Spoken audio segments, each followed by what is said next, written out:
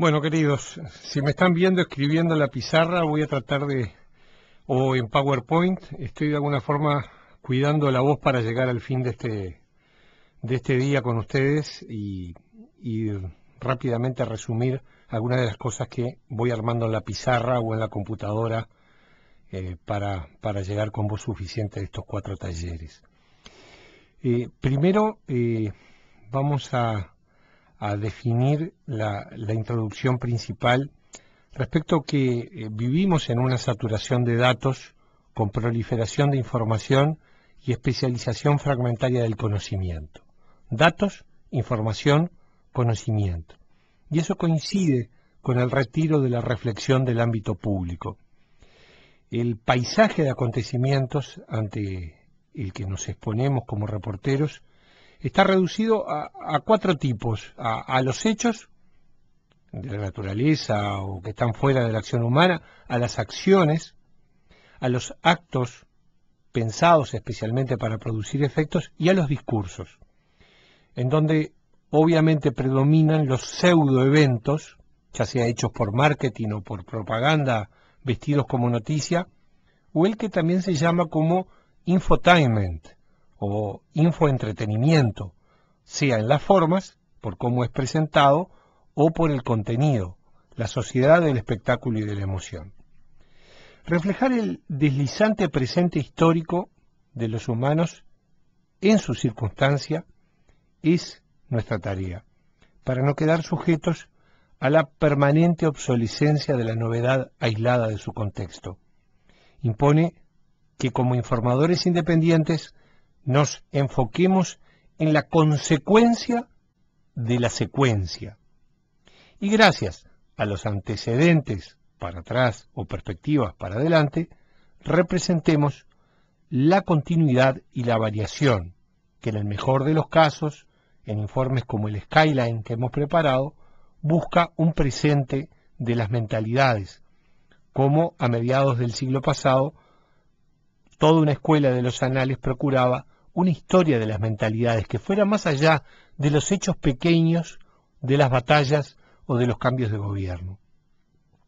Si los servicios informativos consideraban cumplida su tarea al reportar de las rupturas del ordinario, al multiplicarse hoy las fuentes de información de lo accidental hasta el borde de lo hiperordinario, pequeñas cositas de la vida cotidiana que terminan en el choque de una motoneta o temas menores, pero que para la pequeña aldea pueden ser importantes. Esto es lo que se convierte en normal. Y lo revelador en adelante de nuestra tarea como corresponsales no va a ser tanto lo urgente, sino la constante que subyace con líneas permanentes, con hilos de continuidad y separando los nudos narrativos del proceso de la noticia. En definitiva, la noticia escrita cuando es leída pasa a ser un relato y por lo tanto toma todas las características del relato en la caverna, porque muchas veces no se ve a la otra persona, sino que estamos sin luz comunicando por la voz.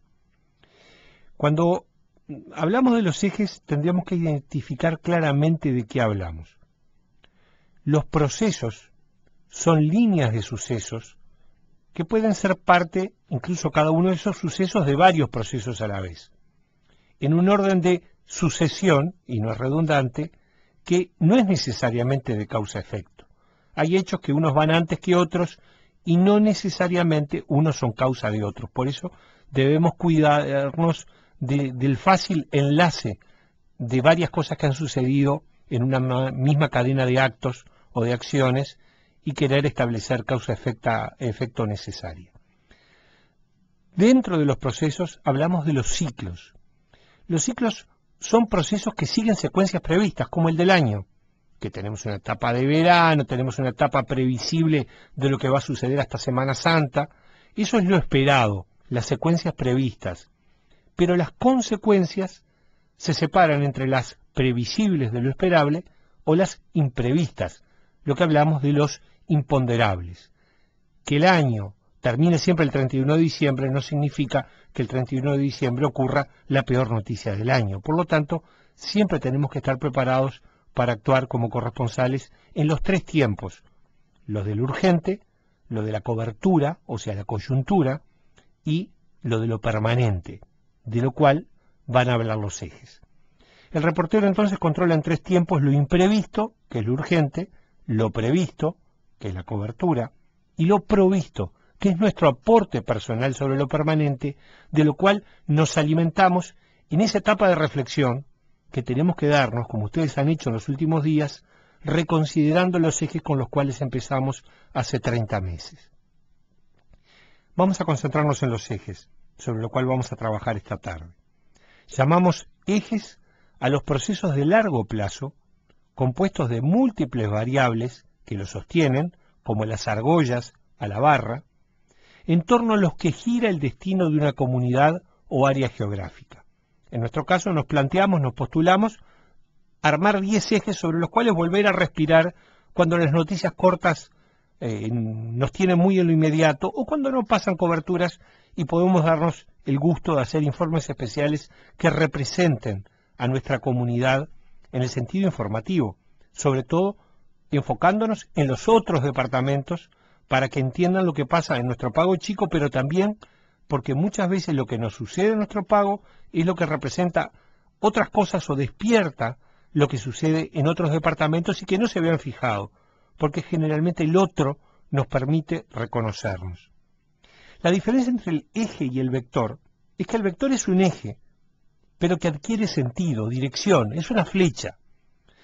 ¿Hacia dónde va la flecha? Bueno, generalmente, por más que todas las variables son interdependientes, por la consecuencia. La consecuencia que produce ese flujo de sucesos, esa sucesión que va de las variables más independientes que condicionan a las variables más dependientes. Por decir, si no hay una buena relación Argentina-Uruguay, difícilmente se apruebe el dragado conjunto, como vivimos en los 7 años anteriores a Botnia. Por lo tanto, no se aprueba el dragado. Otra variable dependiente es que no hay más actividad portuaria. Otra variable más dependiente es que va a haber más transporte carretero. Y por lo tanto, con más transporte carretero hay más afección de las rutas. ¿Cuál es el objeto? ¿Todo esto es tan lineal? No, no es lineal porque la realidad es compleja. Pero lo importante de nosotros es saber que si tenemos un haz de variables que forma parte o que sostiene un eje, cuando hay algo que informativamente impacta en uno de esos ejes, por ejemplo, una nueva ruptura Uruguay-Argentina, ya estaremos considerando qué pasa con el puente, qué pasa con la ruta, y no solo qué pasa con el río por falta de dragado. Y finalmente, para este PowerPoint o para la pizarra, el botiquín de recursos para nosotros, inmediatos, pero que lleva tiempo prepararlos. Para controlar esos 3 ritmos del flujo informativo, debemos apoyarnos en un contexto, otra vez, de datos, de ordenamientos, que implica una organización de esos datos, por ejemplo, datos estadísticos, datos de censo, que nos permitan comparar, porque no hay dato que por sí solo sea información. El dato, si hoy hay un desempleo de determinada cantidad de personas, de nada sirve interpretarlo si no tenemos el dato del desempleo del año pasado. Y también reflexiones propias como son los ejes. Ese botiquín, el que nosotros definimos para tenerlos como recursos para trabajar rápidamente, es los ejes temáticos de largo plazo, que es una evaluación independiente del corresponsal. 2, las líneas de acción a mediano plazo de los actores que forman parte de nuestra comunidad. En nuestro caso lo hicimos con los intendentes hace un año, que tienen claros cuáles son los objetivos y las metas, los pasos por los cuales cada uno de los actores van a disputar con sus respectivas estrategias. Ahí puede ser la sociedad la asociación de comerciantes, los frilloperos, en el caso de Rocha, los hoteles de Punta del Este. Cada cual tiene sus objetivos y sus metas. Y por lo tanto, son las que luego intentan reflejarse en la agenda pública para disputar las medidas que impactan, ya sea en un impuesto. Y finalmente, como tercer herramienta, la agenda informativa de corto plazo. Nosotros hace un año hicimos una agenda, que no son los ejes, son los temas que se agotan y que permanentemente se disputan entre los actores que intentan imponer sus temas a la agenda de debate el presidente permanentemente pasa tirando temas, pero también lo hacen otros actores, y los medios de comunicación, que con sus tapas, que con sus títulos, que con nuestros informes, en la medida que la población entiende que tienen consecuencias sobre su vida, automáticamente obligan a que el resto de los actores se expidan sobre ese tema y por lo tanto un tema toma relevancia pública. Pero además de estas tres herramientas conceptuales, tenemos tres herramientas concretas para nuestro trabajo inmediato. Y eso es lo que les pido trabajar especialmente a partir de en este tercer año, lo que nos queda de este tercer año hasta noviembre.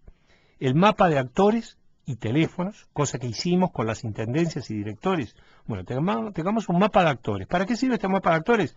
Precisamente para rondarlos, porque no todas las noticias llegan por comunicados y aspiramos a no depender tanto de los comunicados, sino de nuestra propia iniciativa. Llamar una vez por semana, llamar cada 15 días, no solo a la Intendencia que nos busca con sus comunicados, sino nosotros, concretamente, estar rondando a la sociedad de comerciantes, al PIT-CNT local, a otras organizaciones que pueden ser, o a personas que son referentes o consultores locales. Eso nos permite salir o enterarnos de cosas que nos llegan por los comunicados y que buscamos desmarcarnos. Lo ve el archivo de estadísticas locales. Yo les mandé los materiales del Banco Mundial discriminados por departamento. Prácticamente 2 departamentos han usado ese material. Tenemos, cuando llegan los puntos, vamos a buscar la información que permita que un hecho puntual entre contexto. ¿Sale un dato de desempleo? Bueno, tenemos noción de cuál es el desempleo. Y finalmente el mapa de la oferta informativa. Nadie espera que un corresponsal esté las 24 horas conectado. Nosotros en la agencia de noticias no estamos las 24 horas conectados, pero tenemos un mapa mental, lo podemos tener escrito, de cuál es el lugar donde nos reconectamos, a qué hora es bueno reconectarse para no cerrar la jornada sin saber si algo pasó desde que nos fuimos a estudiar o nos fuimos al canal o tuvimos que trabajar o nos fuimos a hacer con todo derecho una siesta. Yo tengo un mapa clarísimo todas las mañanas de cuáles son los medios que tengo que controlar para saber si algo de lo que ustedes no enviaron puede haber sido relevante para otros medios, no para nuestro criterio. Lo mismo ustedes en su medio. Tengan claras las horas en que tiene la actualización radial o televisiva de medios que efectivamente actualizan, para luego cernirla por el concepto noticioso que tenemos en nuestro equipo, pensándolo a nivel nacional.